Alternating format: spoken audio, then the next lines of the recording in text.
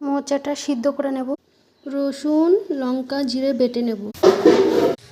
জিরে ফোড়ন, পেঁয়াজ দিলাম, ভেজে নেব। নুন, হলুদ, পেঁয়াজ ভাজা হয়ে গেছে, মশলা ছেড়ে দিচ্ছি, নেড়ে নেব। মশলা ভাজা হয়ে গেছে, জলটা দেবো, মশলার জল। সিদ্ধ করে রাখা মোচা আলু দিয়ে দেব। মোচাটা কিছুক্ষণ ধরে কষিয়ে নেব।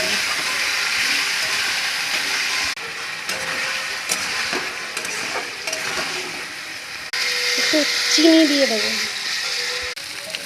কষানো হয়ে গেছে, সামান্য পরিমাণে জল দিয়ে দেবো।